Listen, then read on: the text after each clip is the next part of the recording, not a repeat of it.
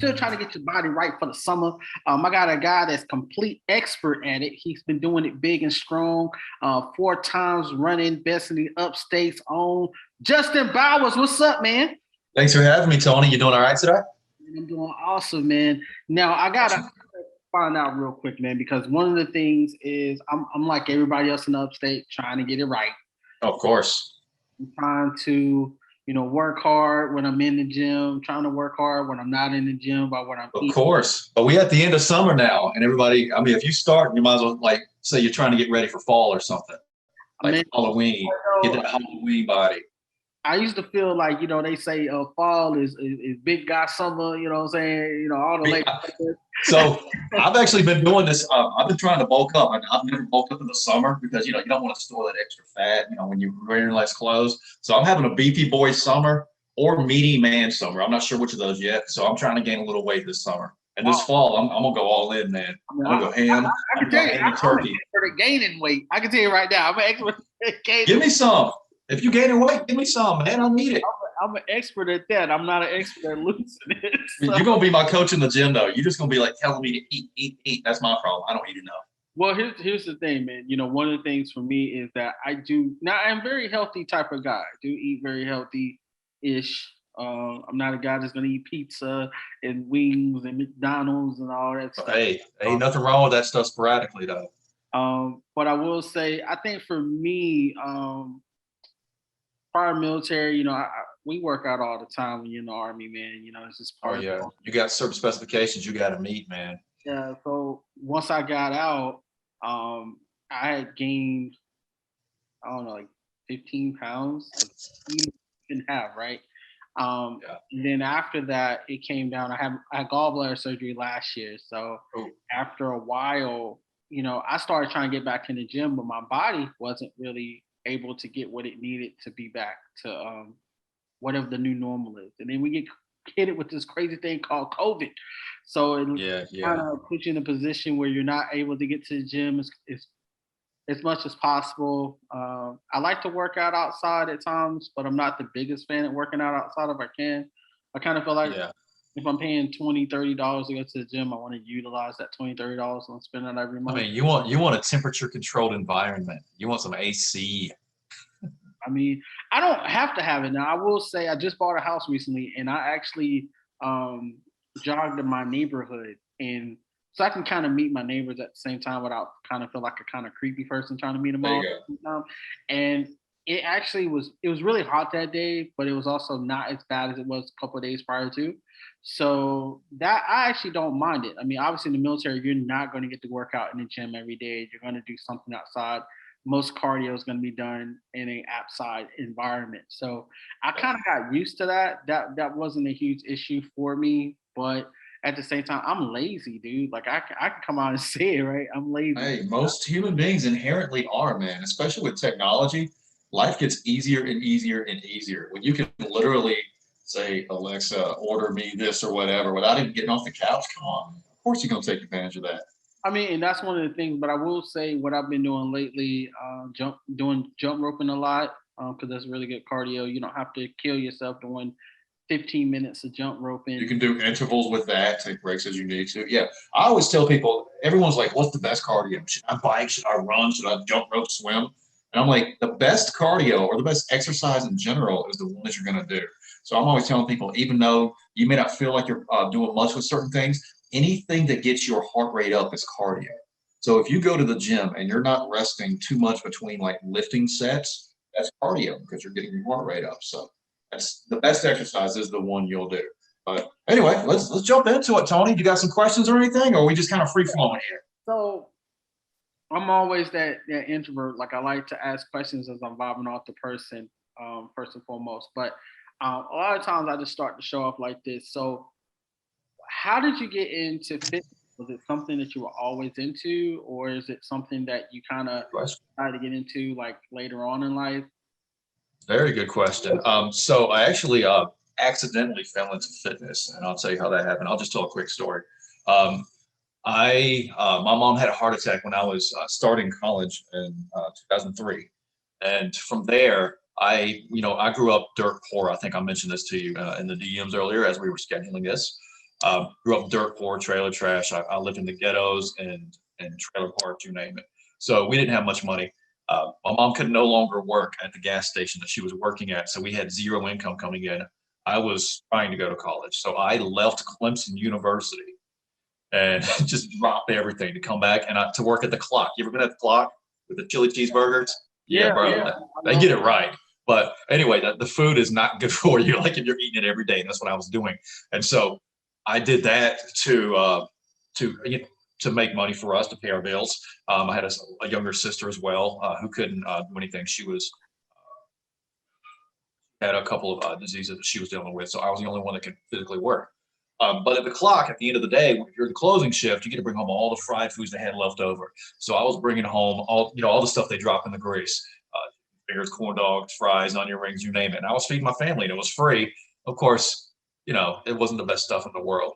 So I actually started going to Greenville Tech, just taking classes because Greenville Tech, they're giving all these cool little state scholarships out, and they were at the time. So I was like, all right, I'll apply it. I'll take a few classes, educate myself on nutrition, so that way I can better take care of my mom, who recently had a heart attack.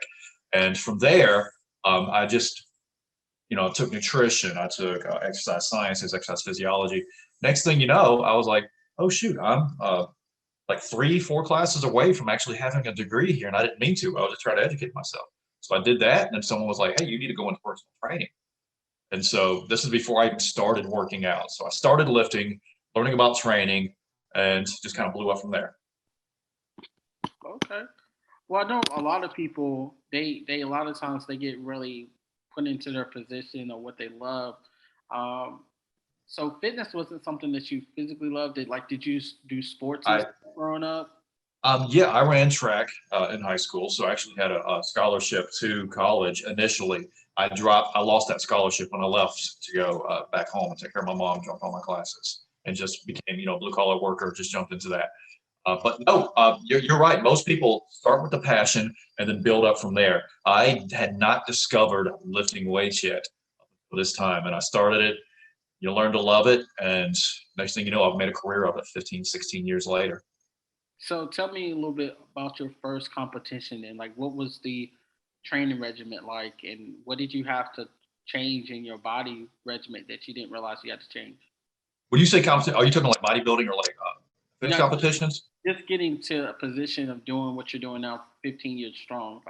How did Oh, what did you have to learn? I mean, to change. uh, everything. The first thing people have to understand about fitness is there's more than one way to get in shape.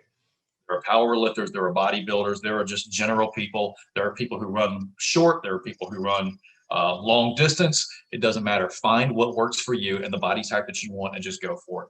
Like right now, I'm trying to get more aesthetic. So I'm lifting a bodybuilding type regimen while still uh, trying to maintain and live my life. But for the most part, it's just learning what works for you, your training style. Every trainer is different. As long as you're training safely, have proper form and technique for your clients, do what you do and get them results. But for me personally, my training, I had to look the part. I did not look the part when I started doing this 15 years ago. I was what's called skinny fat. I was just like lanky arms and just a big old gut from all those chili cheeseburgers working at the club. So I had to get myself into shape first. And it's so funny, like when your life depends on something, you all of a sudden care about it more. Like, for example, you probably have a job that you go to on a regular basis. You may not necessarily care about that job, but that job provides you a means to make a living. So you continue to go there for your 30, 50 hours a week. Same thing for staying in shape. No one's going to hire an out of shape personal trainer.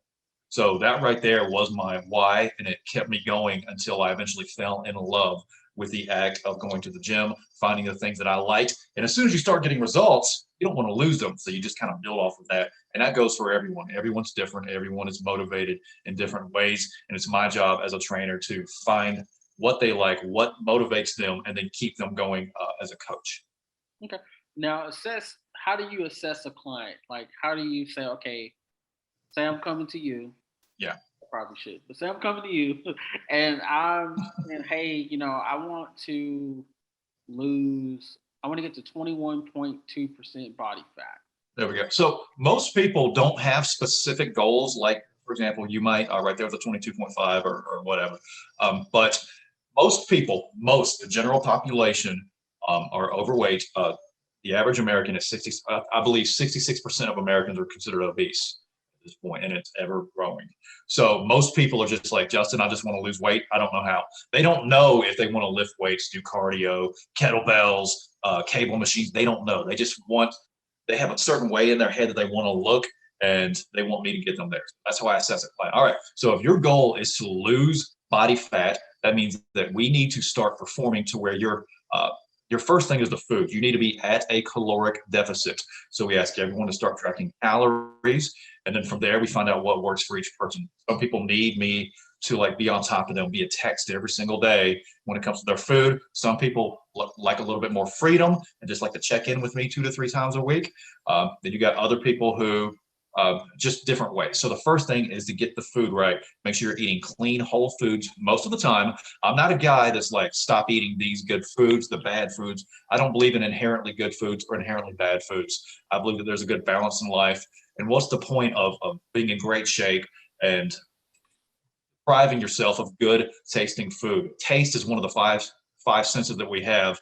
And to just completely neglect that because you want to look a certain way, I think is it's inhumane. It's not something that I'm willing to do. I like chicken wings and I like beer. So I'm going to eat those when I want, as often as I want, while still maintaining my physique. So finding the client, assessing what their goals are, and then finding things that they like. I run each client through different workouts, especially the first several weeks. And they'll usually be vocal with me. Oh, Justin, I like lifting weights. I hate doing that. I love this, less of that. And then we give them more of what they want with what they need. So that way you're still getting results, but at the same time, you're not completely hating working out. We also slowly build up as we go. A lot of people make the mistake, especially new trainers and new people like yourself who might be just going to the gym for the first time ever. I know you said you work out, but a lot of people, they'll take 2 years off or 20 years off, and they go back and try to train like they're an 18-year-old football player when that's not going to work. So what's the point of training like that when you're going to be out for a week because you injured yourself or your muscles are hurting for a whole week versus training at half the ratio or training nice and smooth and slow just to get back into it. But you can go more days per the week. So that way you're getting more volume and consistency in. So once again, everyone is different. I evaluate everyone different, and there's no cookie cutter program that I put anyone on.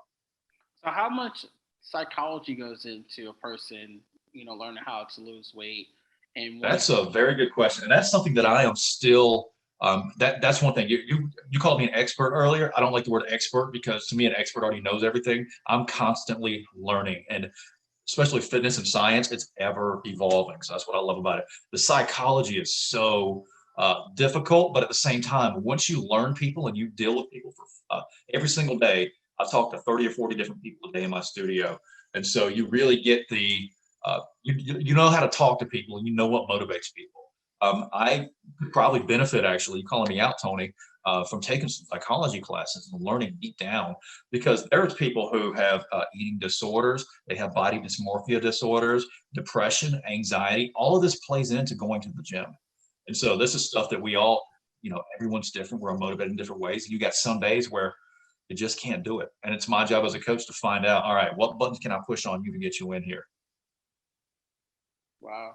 I mean, I personally think there's a huge psychology to it because Yeah. you have to, at least the way I see it, and I think a lot of times the military has tried to make sure they put this into a regiment program when they're doing PT and stuff now. That's why they do different exercises to kind of get people in a specific position.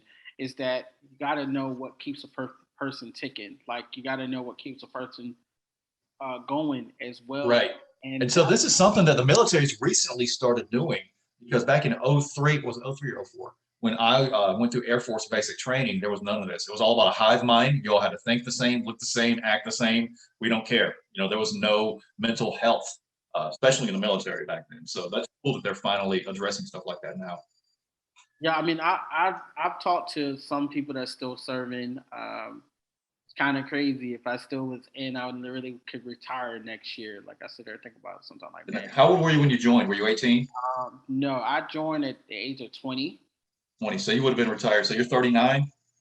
I'm 37, so I already Okay. retiring actually in the next 3 years actually. So Okay, so isn't that crazy to think that you could have been retired in like a couple of years? I know, right? And then But like, what would you do for the next 30, 40 years though? That's the thing. Just well, I guess I'll be doing what I do now because, like you said, and you get that money coming in too. So well, that would help with it. I'm technically the reason why I couldn't retire because I was going to go warrant. Actually, that was my goal. I wanted to become a warrant officer.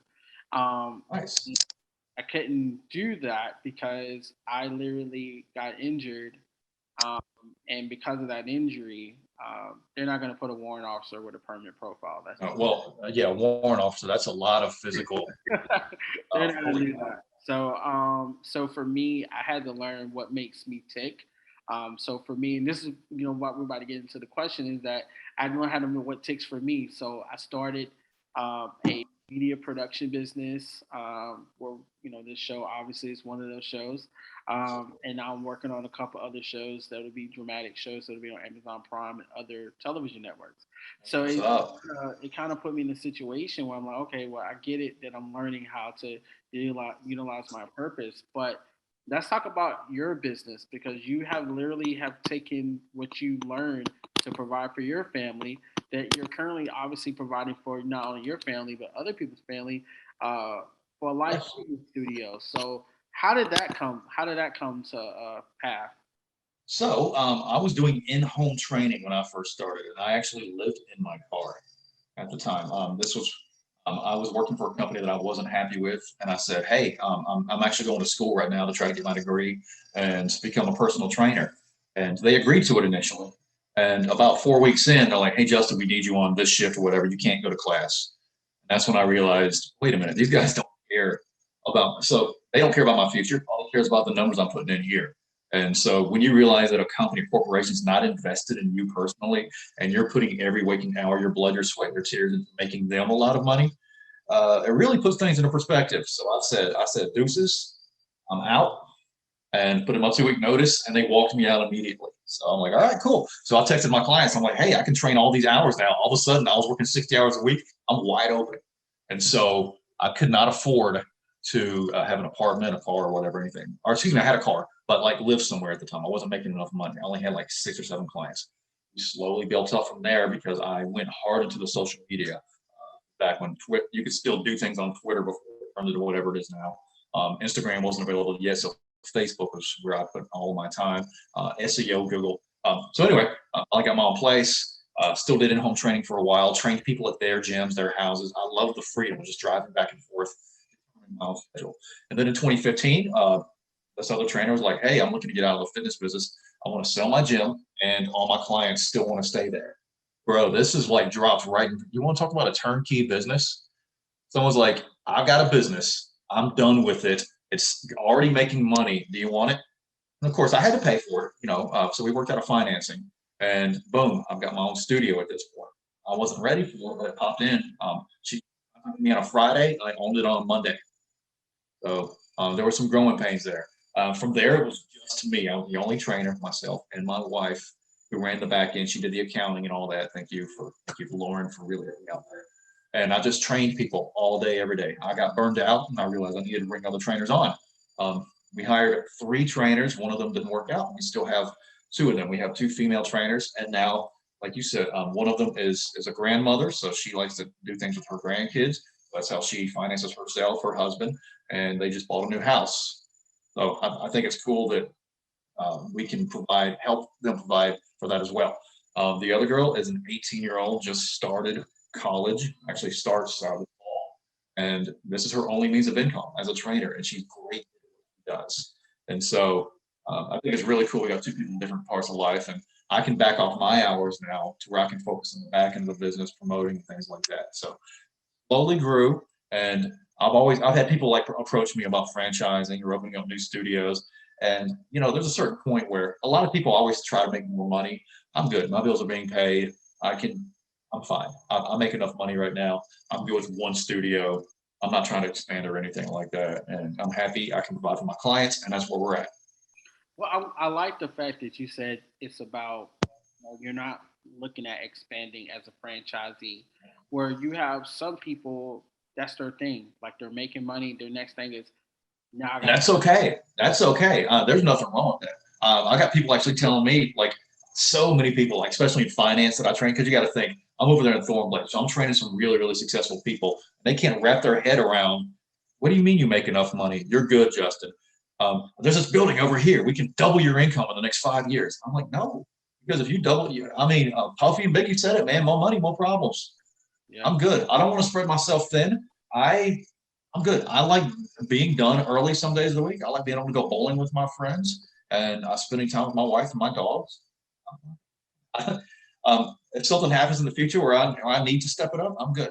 But some people are motivated by, I just need to make more money. We get all these Steve Bezos people of the world with Amazon and all, and they're just more. And no, my freedom is my money. Me being able to do what I want when I want is all I need. That's all we all need, really. We just don't know it. I think a lot of people, the reason why they want to make more money or make more driven financial goals for themselves is because they felt like before, if they worked for someone 9 to 5, they had someone controlling that they can make more or make less, right? So now it's like, no, I'm able to take control of my own destiny. I want to make more money. But I like the fact that you're like, nah, I'm good.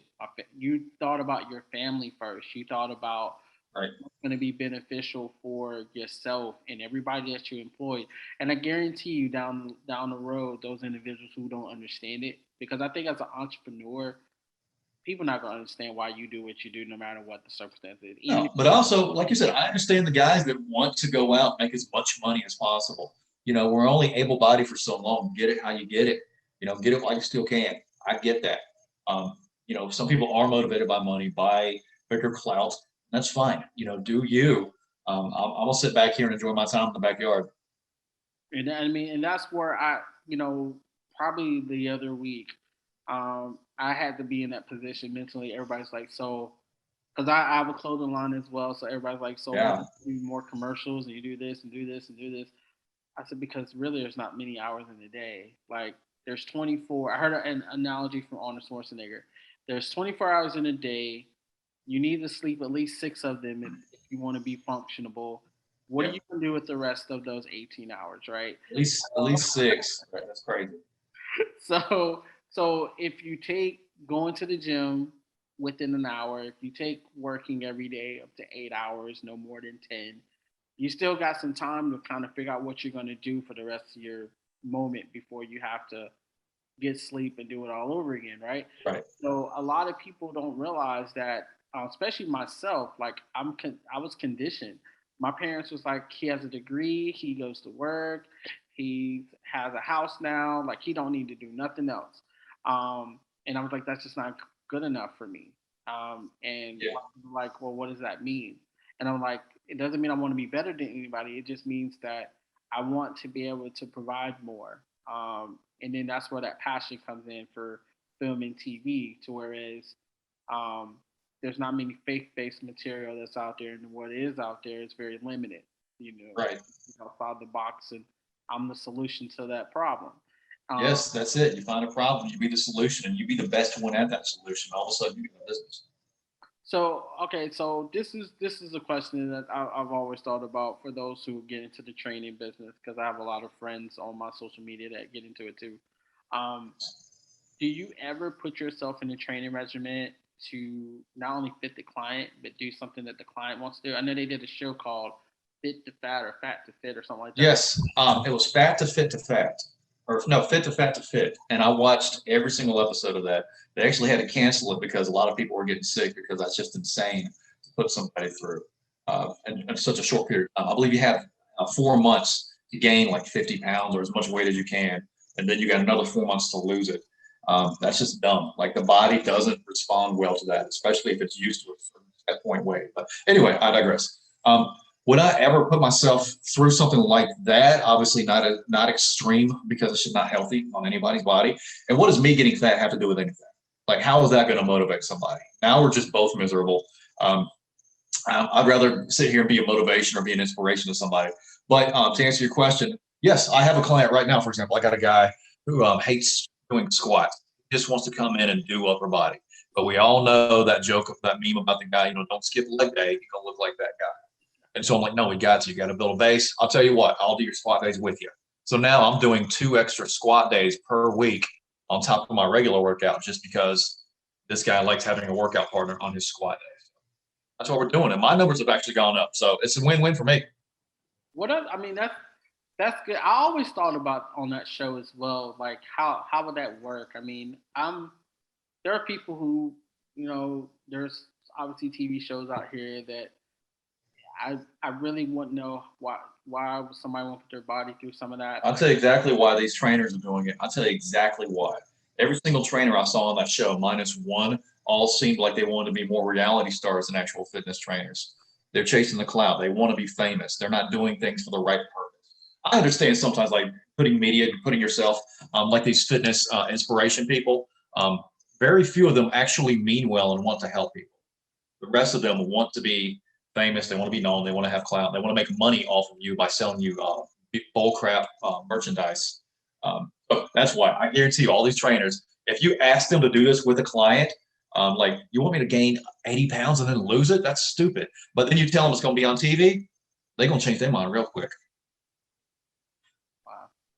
I mean, I guess I watched it. I didn't watch every episode, but I watched a couple. I loved it. It was entertaining. I mean, so like for me, the only thing that I loved out of it is that there was a trainer who was dedicated to understand what you felt like. That's what I. Yes. That's the one trainer I was talking about. The one girl who's like, I don't really want to do this, but I want to understand how these people, how they feel. Like she had never been overweight. She'd always been in shape. And so now she gets to feel. So that way, you mentioned psychology earlier. So now psychologically, she can literally say, I see your point. I've been there. I've done that. I now resonate with you because I've been there. So I think that's cool. That's a good reason to do it. But I've also been overweight too. It wasn't for a reality TV show. It was just because I worked at the clock. Yeah, I mean, like I said, the clock's good though. Even though there's a clock everywhere. Like Chili cheeseburger with those crinkle fries. Yes. I mean, I never realized how many clocks there were in the upstate. So I had to go to Bowling Springs for something. I can't remember what it was. And I was like, they got a clock in Bowling Springs? Like, hold on, wait a minute. Oh, they're everywhere. They're everywhere. And they go by different names too, but it's the same food. So, I mean, I always wonder, are they owned by the same family or the same person, though? Good question. I've worked at 2 of them when I was a teenager. Both of them and all the other ones I've been at, all the owners have been of Greek origin. So you might be onto something there.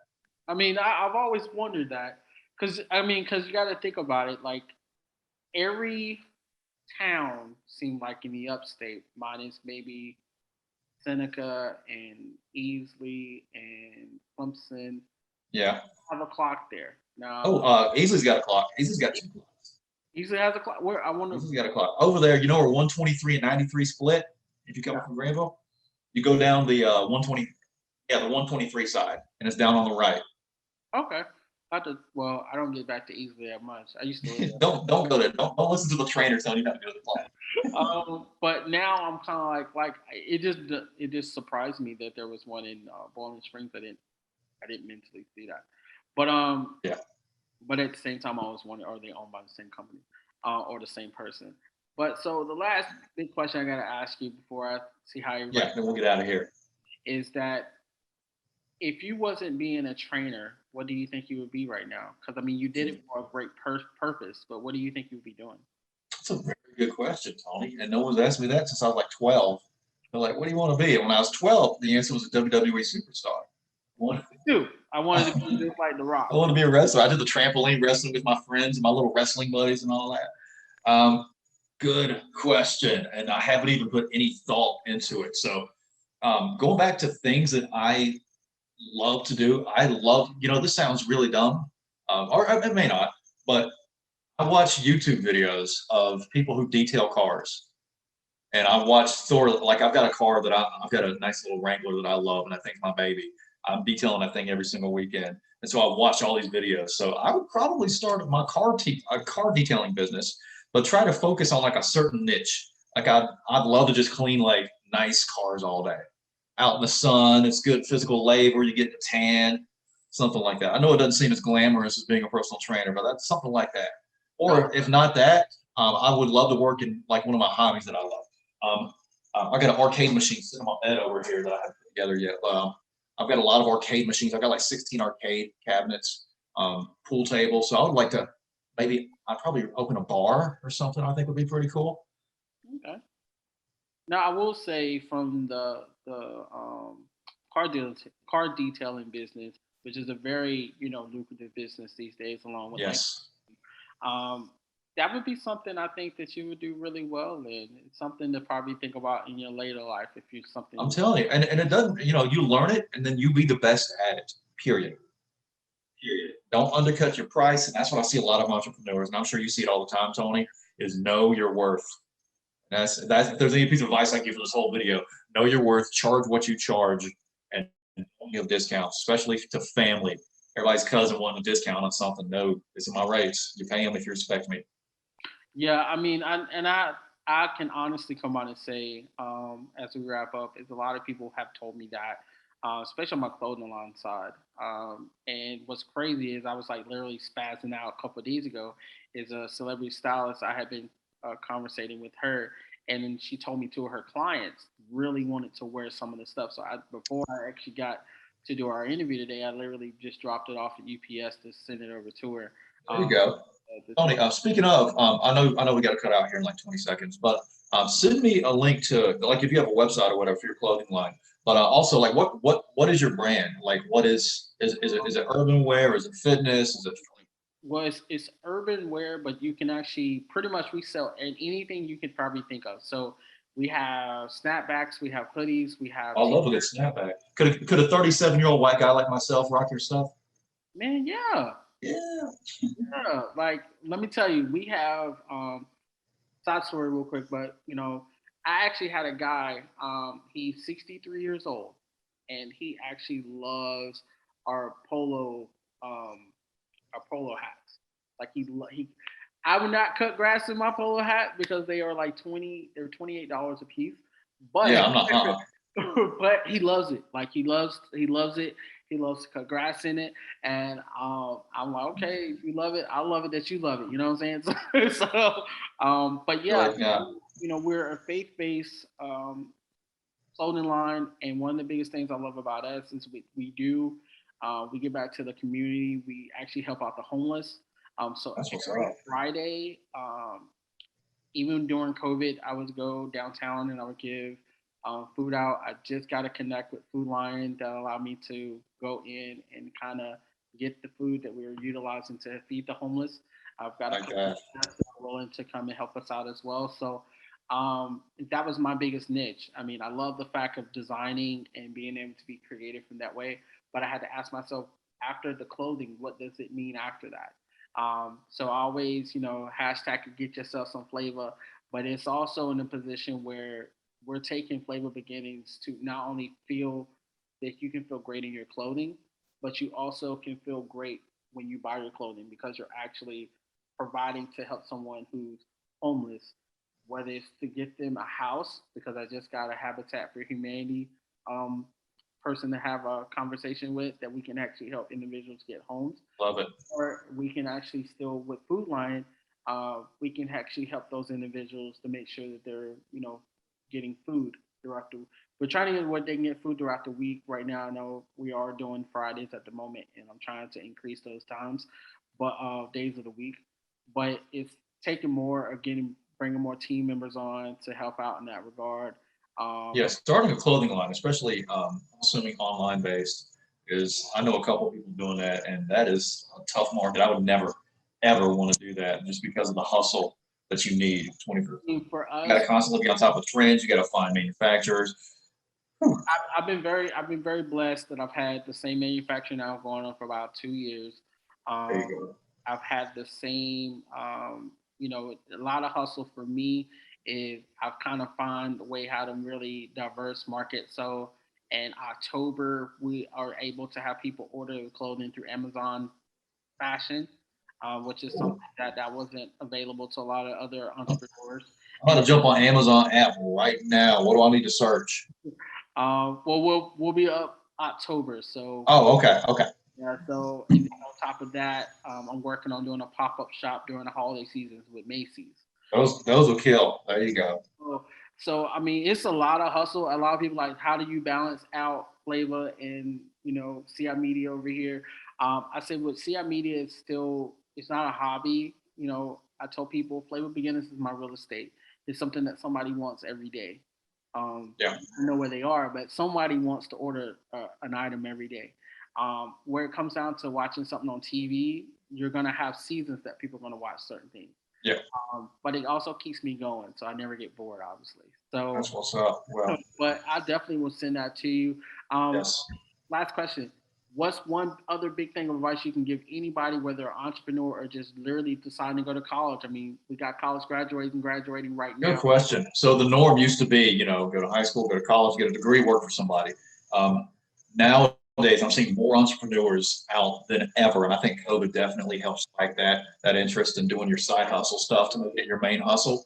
But a lot of people are also like biting the bullet. The best thing I can tell you is do your research.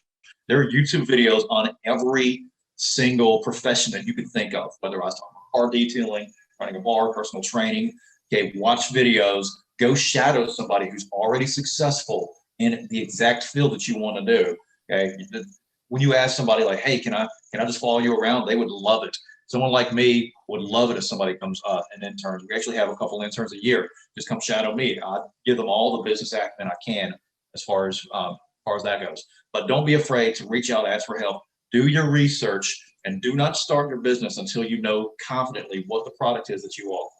I got a lot of people that just figure it out as they go. But the problem is first impressions are everything, especially for a new business. So don't run your brand into the ground until you know exactly what it is. Define your brand, your purpose, your why. This is who we are. This is what we do. If you can't explain to a 5-year-old, then that 5-year-old come and tell me exactly what it is that your business is and what it does, then you need to simplify everything you do. KISS. Keep it simple, stupid. Do something and then be the best at it. Be the best, period. If you're not the best, find out what the competition is doing and then go and replicate it, but do better. There's always different ways to be better. And that's the advice I would give. That's true.